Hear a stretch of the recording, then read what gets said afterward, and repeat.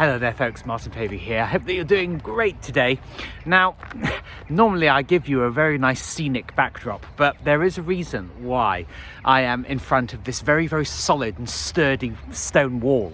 You've actually got the cemetery behind the video here, but you'll hear some birds squawking and there may be a little bit of background noise. But as I say, it is important that I am here because in wanting to be steady, I also want to be solid. And last night I read a chapter of the book that I'm reading by Carl Rogers, who's famous for pioneering the person-centered approach to therapy, which might sound a bit of a tautology, because if therapy isn't person-centered, then what is it?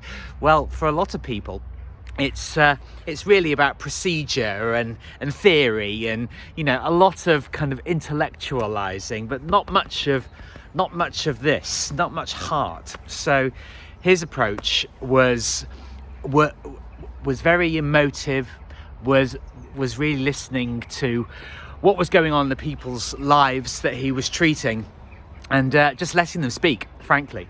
And one of the things that he was talking about in this particular chapter is trying to find firm foundations, you know, for our identities. And what he found is, and you'll find this as well if you actually stop and think on various things for even a few minutes, is, well, what gives us the actual grounding for our lives, whether it's our place in the universe, the planet that we're on, the family that we're from, even the very fact that we know who we are as people.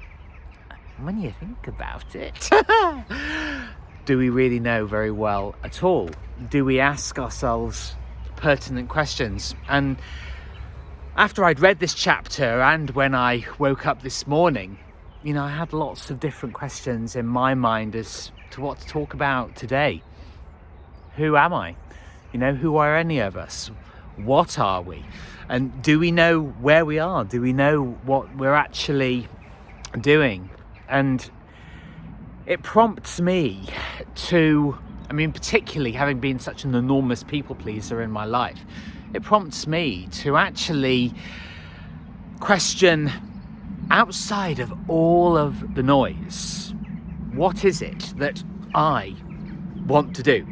And I will qualify this because I know it's sort of, the question is always looming over all of my videos. Well, the thing is, Martin, who actually are you to talk about any of this stuff? You know, this goes on in my own mind all the time. I'm single, you know, I have no children, I don't have the responsibilities that a lot of people do. But I still think it's worth seriously considering these questions. Are you just behaving out of a sense of obligation? Oh, I should be doing this, and this is what I need to do. And it's funny, actually, I scheduled a tweet saying, what do you want? And I had a handful of completely new people that I'd never seen before comment on this post. And said, well, it's not really about what I want, it's about what I need. But do we want lives purely of obligatory duties that we have to fulfill? Well, no. I think that we should have some stuff that we want, and make sure that we're carving out time for ourselves to actually get that. And when you actually start to look at what people, let's face it, when we hear men talking about what they want, well, you know, they might want a garden at the back of their house. They might want a man den when they can, you know, man cave where they can go and just be in silence, be able to focus on whatever it is that they want to do in there. But that's kind of verboten. It's kind of, I use verboten a lot, I know, but it's me channeling my inner German section. But it's almost forbidden, verboten, to talk about what we want as individuals, because we're living in an age, not just of attention, as I've been talking about recently, but an age of collectivism. everything has to be we do this, we like that. And when you actually, when you look at the people who are saying we, it tends to be very, very bossy and dictatorial people. And we're just in that kind of climate, which I think is why that even if you're taking a brief few moments for yourself and say, well, actually, what are the things that I really love doing that I'm not doing? And even taking small steps to actually start doing that stuff, to integrate it into your life.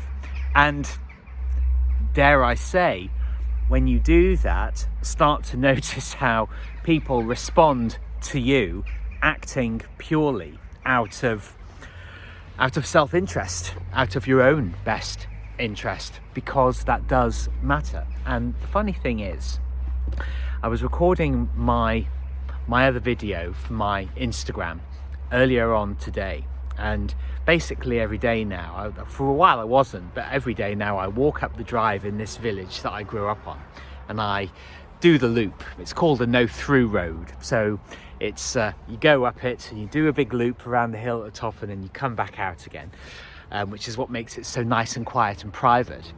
And as I was coming down the hill, the gentleman that bought our house off us was actually walking back up the street, and he went to my front door and unlocked the door. And when I walk up sometimes in the evenings, normally during the day, but sometimes in the evenings, what I notice is that in the house there are two different lights on, and what was my bedroom is now clearly this chap's study area where he goes.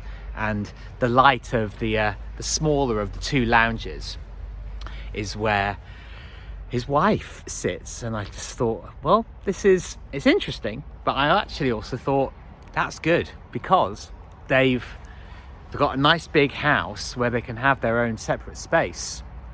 And I think that we all need that time to contemplate who we are as people, what it is that we want to do, how we want to live, what we want the quality of our life to actually be like.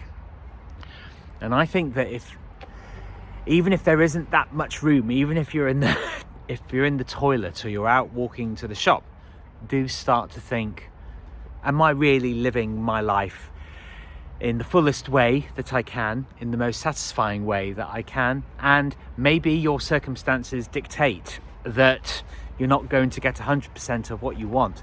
But if you can start to carve out some serious time for yourself, and I give this advice again as somebody who doesn't have the responsibilities of a lot of people, but I do believe that my purpose here on the planet is to remind you that it is your life, that you deserve to have it as good as you humanly can, and that it does not make you a bad person for wanting to ask these questions and actually allow yourself to enjoy and be pleased with the prospect of what the answers to those questions might just be. Thank you very much. Martin Pavey here. Please do like and subscribe and share to spread this very important message. And I look forward to seeing you from maybe another solid wall to build a solid foundation for you.